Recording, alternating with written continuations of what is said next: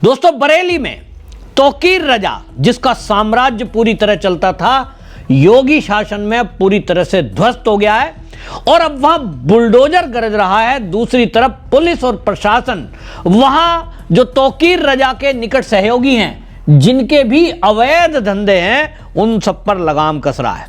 दूसरी तरफ यहां ये पहचान की जा रही है कि अवैध कॉलोनियां कहां कटी थी, कहां से पैसे कमाए थे, उन सबको खोज खोज कर चिन्हित करके नोटिस थमाए जा रहे हैं। इसी कड़ी में बरेली में 7 नाथ मंदिरों के प्रमुख जो गोपेश्वर नाथ मंदिर है, उसके पास जो अतिक्रमण है, उसको कैंट बोर्ड ने हटाया।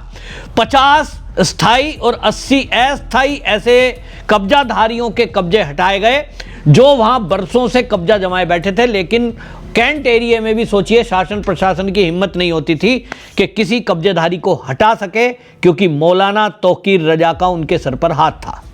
आलम यह था कि मौलाना तौकीर रजा का एक निकट सहयोगी नदीम खान हमसफर पैलेस बना दिया और कैंट एरिया में, पोश एरिया में, रोड के किनारे ये बनाया और उससे अरबों रुपए कमाए। करोड़ों नहीं, अरबों रुपए। तो आलम यह था कि दुकान कहीं जहां मर्जी आए बना लो, सड़क के किनारे कोई भी आप बना लो, तौकीर रजा का अगर पीछे हाथ है तो आपको कोई कुछ कहने वाला नहीं है। तौकीर रजा का टेरर इसी बात से आप बरेली में समझ लीजिए। मायावती जो सख्त प्रशासक जानी जाती है, उनके भी शासन काल में एक बार दंगे के लिए दोषी के मानते हुए इनके बयान के कारण दंगा हुआ, इनको गिरफ्तार किया गया था। कुछ ही घंटों मिनटों के अंदर हड़कंप मच गया पूरे यूपी में, तो इनको बाइज्जत पुलिस छोड़कर आई। और इसीलिए इसका अहंकार था कि मेरे को तो कोई कुछ टच नहीं करेगा, और टच करेगा तो मैं पूरा यूपी नहीं पूरे देश में बवाल करा दूंगा। लेकिन योगी जी तो योगी जी हैं, और वो योगी जी इसीलिए जाने जाते हैं कि वो सख्त प्रशासक हैं, दूसरी तरफ वो एक महंत हैं, उनकी पावर है, आध्यात्मिक शक्ति है, और इसी के कारण अच्छों को उन्होंने ठीक कर दिया है। तो अच्छों को ठीक किया। मौलाना तौकीर रजा की हालात आप इसी से समझ लीजिए कि वो जमानत के लिए एप्लीकेशन तक अभी तक नहीं डाल पाया है। आपको जान के ताज्जुब होगा कि हर व्यक्ति अपनी जमानत के लिए, और मौलाना तौकीर रजा ने कितने ही लोगों की जमानत के लिए सुप्रीम कोर्ट में बड़े बड़े वकील खड़े कर दिए, लेकिन मौलाना तौकीर रजा अपनी जमानत के लिए कोर्ट में वकील खड़े नहीं कर रहा है। क्यों? क्योंकि उसको यह पता है कि मौलाना तौकीर रजा का जो ये साम्राज्य ढहाया गया है योगी जी के द्वारा, ये खाली योगी जी के लिए नहीं है, योगी जी के कारण नहीं है। इसके पीछे केंद्रीय एजेंसियां भी हैं जो ये तार विदेशों तक से जुड़े हैं। इसमें अभी उनकी जांच चल रही है, और मौलाना को समझ में आ गया कि यूपी में कायदे में रहोगे तो फायदे में रहोगे, और इसीलिए चुपचाप जेल के अंदर बैठा हुआ वो ये सारा ध्वस्तीकरण देख रहा है। उसकी प्रॉपर्टी कब्जा कर ली गई है, सील लगा दी गई है, उनको देख रहा है। हिम्मत नहीं है कि वो खुद जमानत लेकर बाहर आ जाए। उसको पता है कि जेल में हूं तो ठीक है, नैरेटिव बनाने की कोशिश कर रहा है, बेचारा बनने की कोशिश कर रहा है। बाहर आऊंगा तो पुलिस एक के बाद दूसरा केस लगाएगी, और फिर 3rd डिग्री में आपसे पूछताछ भी होना बाकी है। तो उसको जज क्या है। और इसीलिए आपको बता दूं कि जो उसके निकट सहयोगी हैं, चाहे वो नदीम खान का हमसफर पैलेस हो, चाहे मार्केट हो, सील होती रही और वो बैठे हुए देखते रहे। हाल फिलहाल में जो कब्जाधारियों से कब्जे छुड़वाए गए हैं, जैसा मैंने आपको बताया, 130 ऐसे कब्जे छुड़वाए गए जो बरसों से वहां बैठे थे। और आपको यह भी बताऊं कि वहां जो कैंट एरिया है, उसकी सीईओ है डॉक्टर तनु जैन। उन्होंने बताया कि हमने पहले इनको नोटिस दिया था, नोटिस में हमने इनको समय दिया था, उस समय तक इन्होंने सोचा कि हम हटाएंगे ही नहीं तो हमारा कुछ होगा नहीं।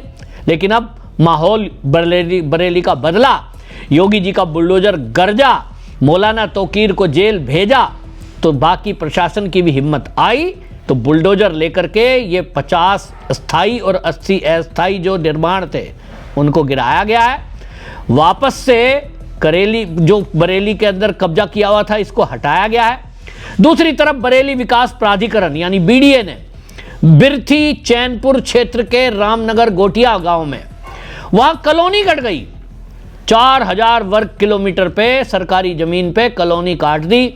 अगर मौलाना तौकीर रजा जेल के बाहर होता और योगी जी का शासन के बजाय वहाँ सपा का शासन होता तो ये कॉलोनी कट के यहाँ मकान बन चुके होते। लेकिन योगी जी हैं, एक एक की घर को भी गिरा देंगे अगर गलत कोई बनाएगा, ये लोगों को पता है। कॉलोनी कट रही थी, अब इस पर जांच हुई तो पता चला मौलाना तौकीर का इसके पीछे हाथ है। और इसलिए उस पूरी कॉलोनी में जहां बाउंड्री बन गई थी, सड़कें बना दी थी, कई जगह बिजली के खंभे खड़े कर दिए गए खुद से, बिजली विभाग ने नहीं करे, खुद से, ताकि प्लॉट बिक जाए, और वह सबको ध्वस्त कर दिया गया। जो संयुक्त सचिव हैं बीडीए के दीपक कुमार, उन्होंने बताया कि यहां भी हमने सबको नोटिस दिया था और हमने कहा था कि अगर आपके पास वैलिड पेपर है तो वो पेपर दिखाओ।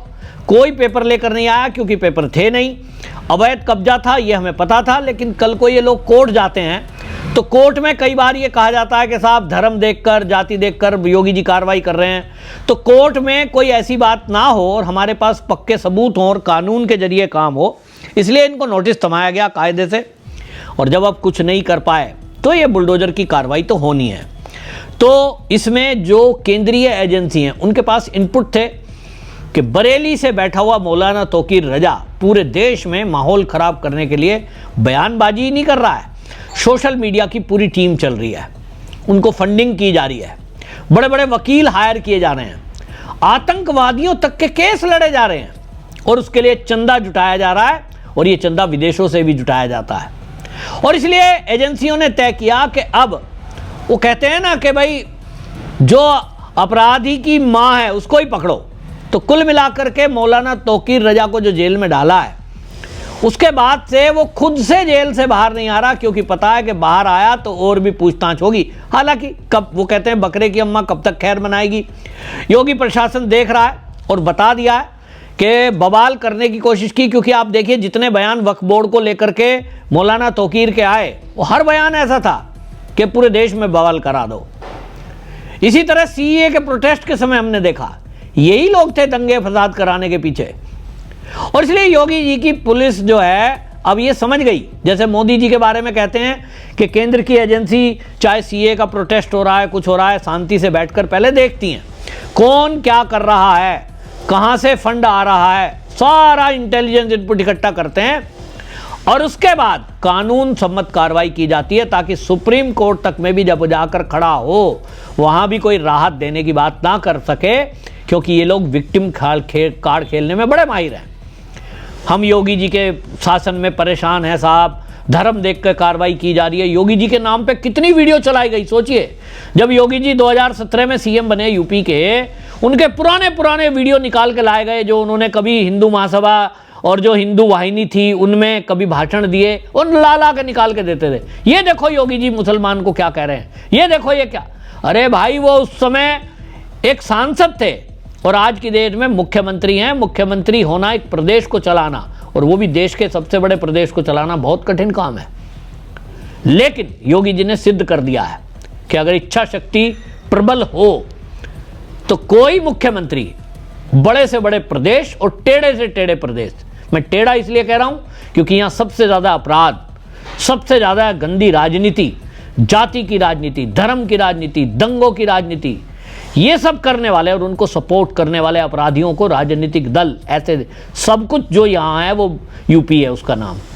और योगी जी ने जिस तरह से टैकल किया है, अपराधियों को भी जिस तरह से सबक सिखाया, जो अवैध कब्जा करने वाले हैं उनको सबक सिखाया, और धर्म के आधार पर इस देश में बांटने की राजनीति करने वाले और दंगा फसाद करने वालों को भी बखूबी सबक सिखाया। इसका ताज़ा सबूत मौलाना तौकीर है और बरेली है।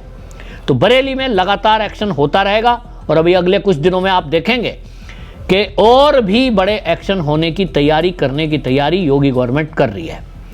आप अपनी राय जरूर दीजिए, योगी जी कैसा काम कर रहे हैं, और वीडियो को शेयर जरूर करिए ताकि लोगों को पता चले कि योगी जी क्या चीज़ है। वंदे मातरम।